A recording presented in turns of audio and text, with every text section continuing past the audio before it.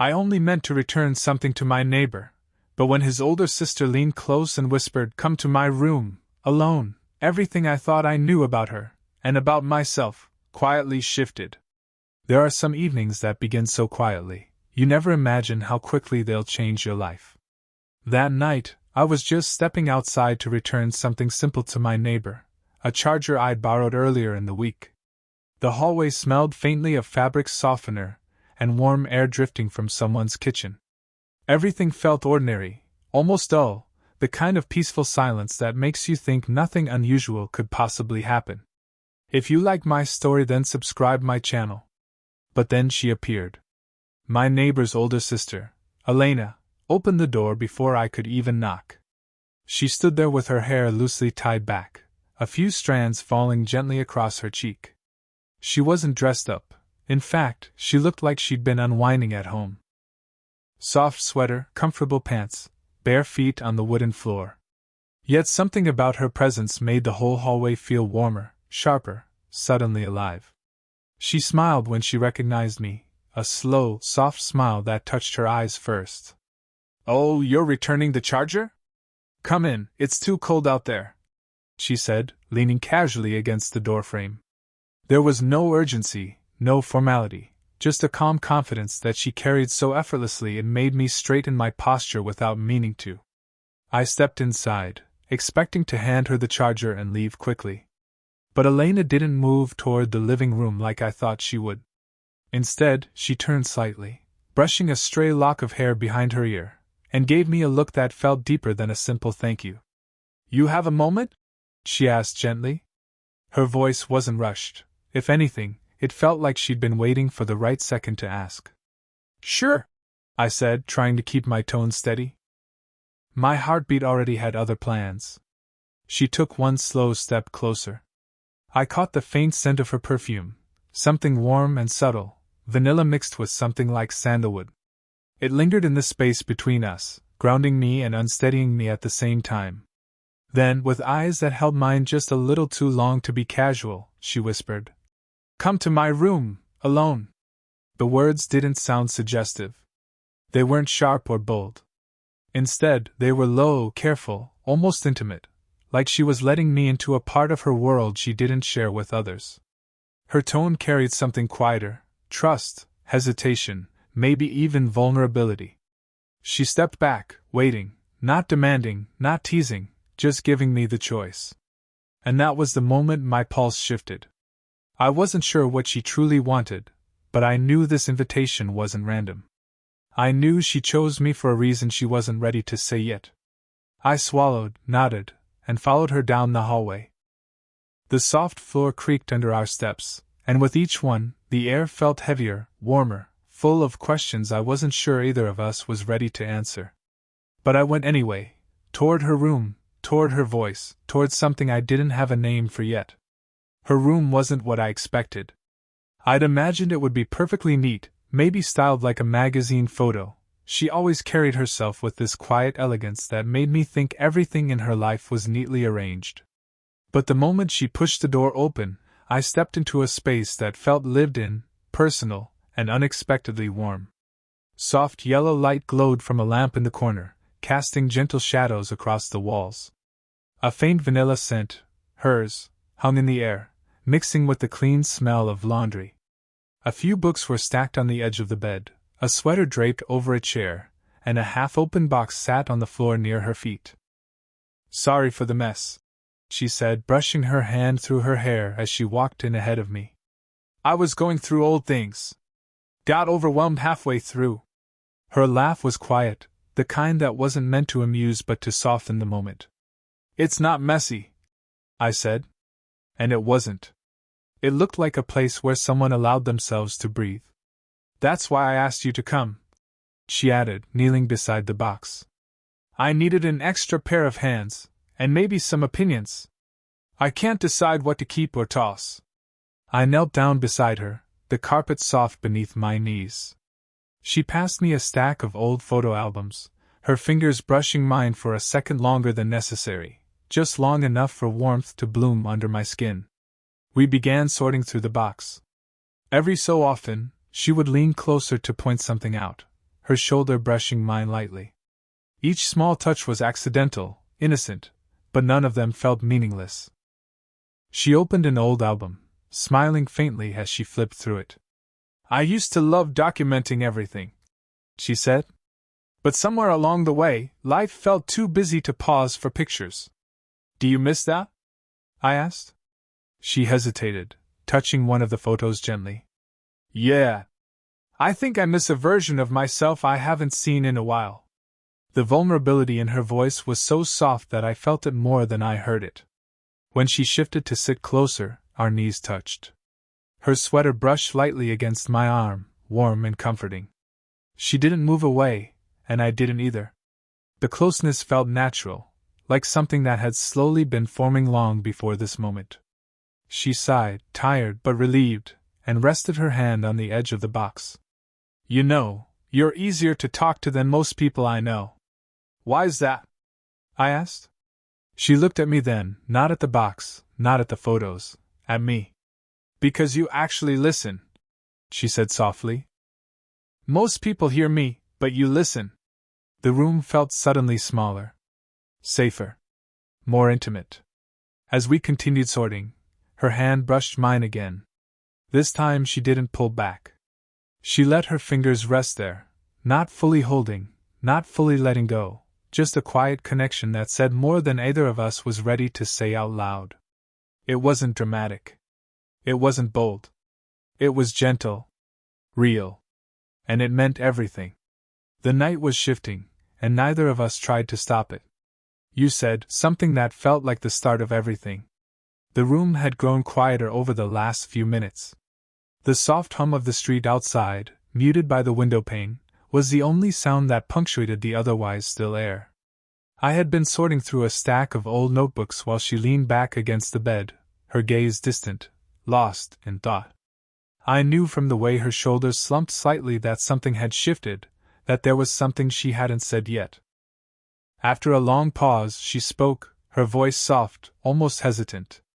"I sometimes wonder if people notice me anymore," she said, eyes still on the corner of the room rather than mine. "Like really notice me, not for my work, not for my charm, not even for what I can give, but for me." I stopped what I was doing, my hand frozen on the notebook. Her words didn't feel like a complaint. They were a quiet, vulnerable truth, and I could sense the hesitation behind them.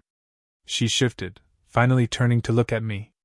Her eyes were clear but tinged with a shadow of uncertainty, as though admitting this truth was both freeing and terrifying. I don't know, invisible sometimes. Too old for the attention I used to get.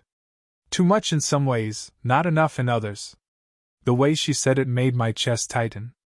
It wasn't self-pity, it was honesty. Raw, quiet honesty that I didn't want to interrupt. "You're not invisible," I said gently, keeping my voice steady even as my heart thumped against my ribs. "Not to me. Not to anyone who actually sees you." Her lips parted slightly, and a small, uncertain smile formed. "It's just, I'm used to being careful. To keeping people at a distance so they can't see all the parts of me that feel messy, I guess."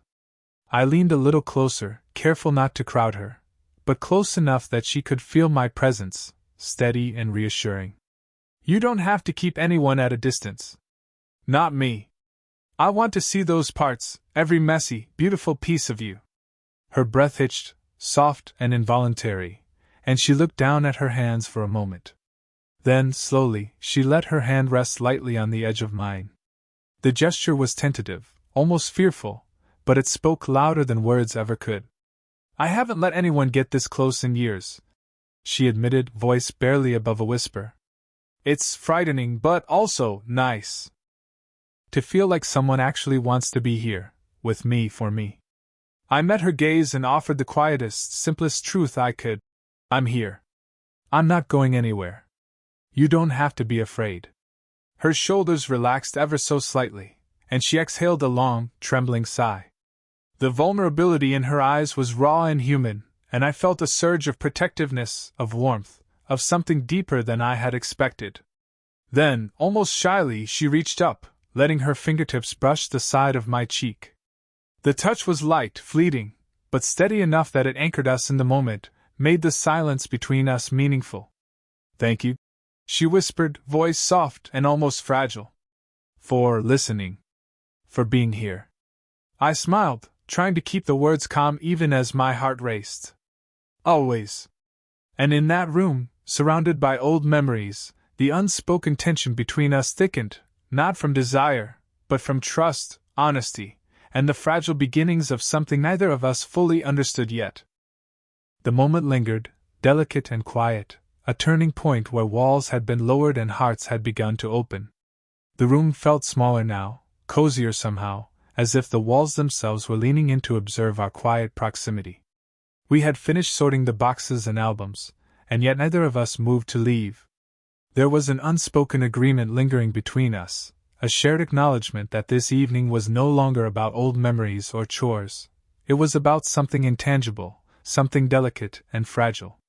She stood to stretch, and I mirrored her unconsciously, my movement closing the tiny space between us. Her hair brushed my shoulder ever so slightly as she turned, and I froze for a fraction of a second, aware of how close we'd become. The brush of her hair against my skin sent a warmth through me that was gentle, not frantic, yet it left my heartbeat louder than usual. Her gaze met mine, steady but hesitant. She didn't look away, and in that instant, I realized how long I'd been watching her, not noticing, but truly seeing her. The way her eyes softened when she smiled, the subtle curve of her lips, the small tremble in her fingers when she tucked a stray strand of hair behind her ear. Every detail was vivid, every movement magnetic. She stepped closer, as if drawn by the same force that had held me still. Our knees brushed lightly, a fleeting contact that somehow carried more weight than words could express. Her hand lifted almost instinctively to rest on my forearm. The touch was gentle, casual in appearance, but charged with something unspoken, trust, curiosity, and maybe even longing. I wanted to say something, anything, but the words caught in my throat. My pulse had quickened, my senses sharpened. I could feel her warmth, the subtle fragrance of her perfume that lingered in the small circle of space between us. I wanted to lean closer, to see if she would meet me halfway, but the fear of crossing a line restrained me. Her breath hitched faintly as she met my eyes, and I realized she was feeling the same hesitation, the same tension. The silence between us was electric, full of unsaid words, stolen glances, and lingering touches. She tilted her head slightly, a subtle invitation, yet at the same time, a gentle boundary. She wanted closeness, but she wasn't ready to surrender fully. I took a small step forward, careful not to overstep, and she didn't retreat.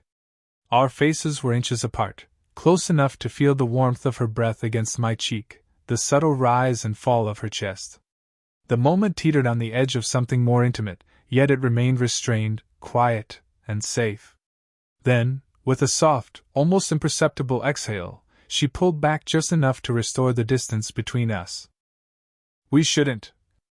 I shouldn't," she whispered, her voice trembling slightly, not from fear but from the weight of wanting and knowing we had to hold back. I nodded, my own heart racing, but I didn't move away. Instead, I simply stood with her in that fragile, suspended space. My presence alone, steady and patient, seemed to reassure her. We shared that quiet closeness without words, without gestures that crossed boundaries, and yet it was enough. The tension remained, but it was tempered by trust, respect, and the understanding that some moments weren't meant to be rushed. In that room, in that fragile, electric pause, we discovered the unspoken truth. Intimacy wasn't always about what was done. It was about what could be felt, what could be shared in silence, and how two hearts could hover near each other without needing to touch. And for the first time, I understood how slow-burn romance could feel, quietly overwhelming, tenderly dangerous, and achingly beautiful, all at once. After the brief, tense moment where we almost crossed the line, the room felt suspended in a different rhythm. The soft hum of the evening outside and the muted glow of the lamp created a gentle cocoon around us. Neither of us moved immediately, but the silence no longer felt fragile. It felt warm, protective, and somehow inviting. She shifted slightly and let out a soft sigh, a mixture of relief and lingering hesitation. "I'm sorry," she whispered, almost too quietly to hear. I didn't mean to make things awkward. I shook my head, offering a gentle smile. You don't have to apologize. I understand. You don't have to explain anything to me. Her shoulders relaxed ever so slightly, the tension in her posture easing. There was something in the way I said it, steady, calm, without expectation, that seemed to reassure her. She let herself exhale, the sound small but full of release, as if she had been holding back far more than just words. We sat down on the edge of her bed, side by side. Not touching at first, just sharing the quiet space. The soft carpet beneath our feet, the warm glow around us, and the faint scent of vanilla lingering in the air created an intimacy that didn't need words or grand gestures. It was enough to simply be near each other. She shifted slightly, and this time her head came to rest lightly on my shoulder. The weight was feather-light, almost hesitant, but it carried a trust one hadn't fully realized existed between us until that moment. Her hair brushed my chest, warm and soft, and I felt the subtle rhythm of her breathing against my arm. I haven't let someone get this close in years, she whispered, her voice almost breaking. It's frightening, but it feels good. I placed my hand lightly over hers, just resting there. Not grabbing, not pressing, just offering support and reassurance. You're not alone, I said softly. I'm here. That's all you need to know. Her fingers twined gently with mine, a slow, tentative connection that spoke volumes without a single word. The small gesture carried trust, gratitude, and a fragile but growing bond. I could feel the warmth of her hand, the subtle pulse beneath her skin, and it anchored me in a way that nothing else had. We stayed that way for a few moments, letting the quiet swell between us. It wasn't about romance yet, not in any dramatic sense. It was about understanding, being present, and allowing ourselves to exist in a space where vulnerability was safe. Then she lifted her head slightly and looked at me. Her eyes were soft, glistening faintly, and there was a small, shy smile on her lips. Thank you, she murmured, voice barely above a whisper. For staying. For listening. For being here. I smiled back, feeling a warmth that went deeper than attraction. Always, I replied. The tension that had hovered earlier had dissolved, replaced by something steadier, something lasting. We didn't need to rush.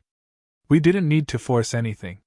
For the first time, I felt that we could explore whatever this was, slowly, carefully, and fully aware of each other's hearts. And in that quiet, safe space, I realized something.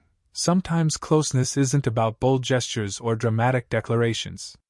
Sometimes, it's about staying, listening, and allowing someone to lean on you. Tonight she had let me in. And that was enough to change everything. The quiet in her room had settled into something calm and comfortable. The tension that had hovered earlier was gone, replaced by a warmth that was steady, grounding, and deeply human. We sat side by side on the edge of her bed, hands loosely intertwined, allowing the silence to stretch without awkwardness.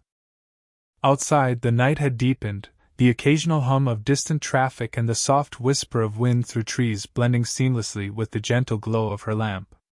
She shifted slightly, leaning closer until her shoulder brushed mine.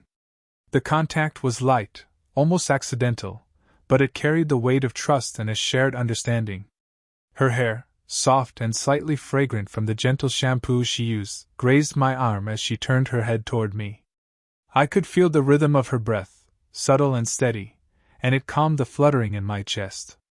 I never thought I'd feel like this again, she murmured, voice soft and intimate. Not this comfortable. Not this seen. You deserve to feel seen, I replied, my tone low but sincere. I'm glad I'm here for you. She smiled faintly, a tender curve that reached her eyes and warmed the space between us. Without thinking too much, she reached out, placing her hand over mine, fingers curling lightly around mine. It was a gentle, grounding gesture, simple yet profoundly intimate. Then, almost shyly, she leaned forward and pressed a soft kiss on my cheek. Not hurried, not urgent, just a quiet, meaningful touch that lingered for a heartbeat longer than expected.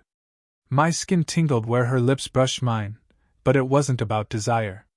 It was about connection, trust, and the unspoken promise that we were sharing something rare and precious.